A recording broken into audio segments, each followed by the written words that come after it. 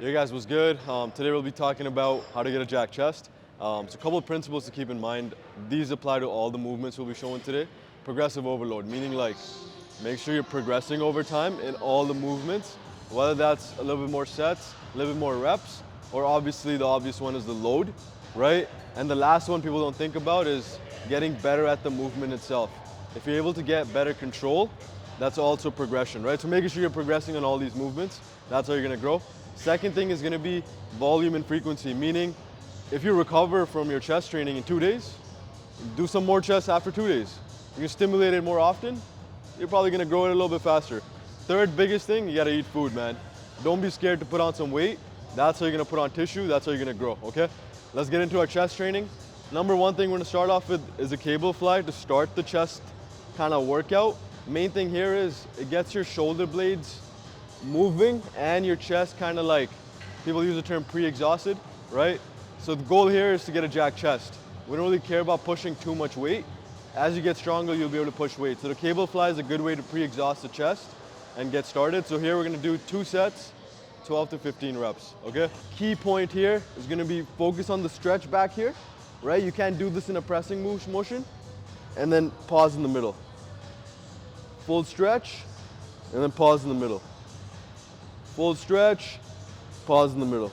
Keeping this chest angle up, keeping those elbows in a 45 degree, I don't want them out here, and then keeping that shoulder nice and stable instead of rounding forward, okay?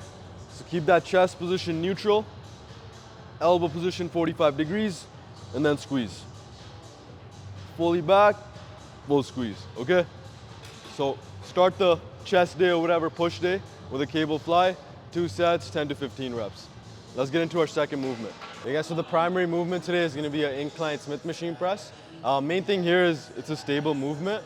That means we can send it and the chest is probably gonna be the one that's giving out instead of your stability, like your shoulder, elbow, stuff like that, right? So a couple things to keep in mind here as we talk on the cable fly. Keep that chest angle up, right, as you're pressing. Almost think about meeting the bar with your chest. Second thing is gonna be elbow. I don't want the elbows to be out here. Keep them in this 45 degree. This is where you're gonna get the best stretch, right? And the third thing is gonna be shoulders. So as you're pressing up, I don't want the shoulders to round forward. Okay, let's get into it. This is gonna be a little bit heavier, so we're gonna go for 2 to 3 sets, 6 to 10 reps, okay?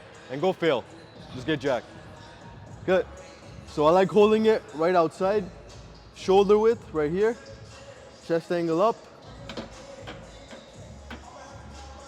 And let's see the elbows are at 45 degrees. Pause for a second, press. Pause for a second, press. You don't need to go all the way up here. You lose tension off the chest. Keep that chest up. Bring the bar towards the chest and the chest towards the bar. Nice and slow, up. Okay, 3 sets, 6 to 10 reps. The first set could be the heaviest and you can drop the weight a little bit for the next 2 sets, okay? Let's get into our third movement and let's get juicy. Okay guys, so the third movement we'll be doing is a flat dumbbell press. Understanding this requires a little bit more stability, but since we've done a cable fly and a Smith machine incline press, the chest is already kind of fried. So likelihood is your chest is also gonna be a limiting factor here, right? So main things here to consider again, elbow positioning, 45 degrees. I don't want flared out, right? And I want that chest angle up. I don't want the back to arch like crazy, but keep that chest angle up. And then I don't want you to round forward, okay? Keep those 3 things in mind. So this one is gonna be 8 to 12 reps, okay? It's a little bit higher on the reps, but not as high, okay? Up. Get your upper back tight. Chest angle up. Press. Pause for a second. Up. Pause for a second. Up. Pause for a second, up. Pause for a second, up. Okay, 3 sets, 8 to 12. Don't overcomplicate this. Just don't let that elbow flare out and you should get pretty jacked, okay? Let's get to the fourth movement now. Okay guys, so the fourth movement is gonna be a body weight dip. The main reason I like having a dip later on in the workout, it requires a bit more stability, right? So since I've already fried my stuff for the previous 3 movements, now the dip likelihood is my chest is also gonna play a good role instead of my stability just giving out the entire time. So this one, I want you to full send it, okay? Go failure, 3 sets, 10 to 20 reps. Failure, okay? I'll show you how it's done. Couple things to keep in mind. You can use assistance if you need to, because I don't want your shoulders to round forward like this while you're dipping, right? Keep that angle down. I like almost thinking about keeping my lats down and tight, okay? Keep this position, chest angle up, and get that full stretch. No Brampton reps, okay? I'll show you how it's done.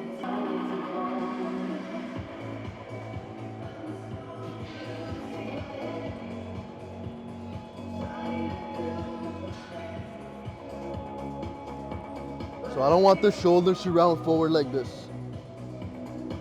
Keep that chest angle up.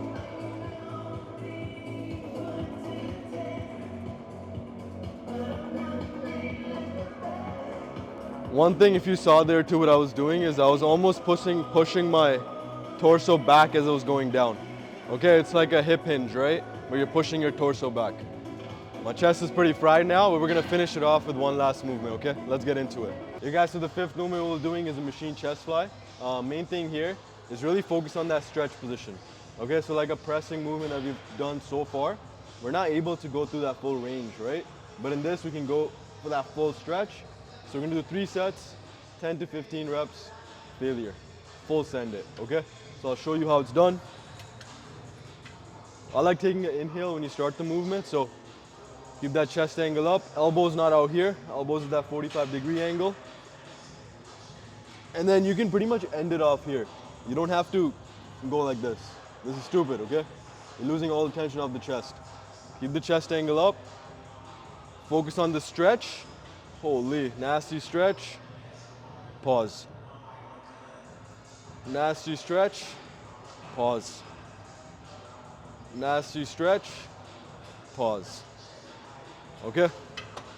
I already feel a chest just by showing you guys doing all the chest movements, right? So if you guys do these with intention, put headphones in, full send it, I don't see why your chest wouldn't grow. So please progressively overload all these movements, eat enough food, and over time, you should get pretty jacked, okay?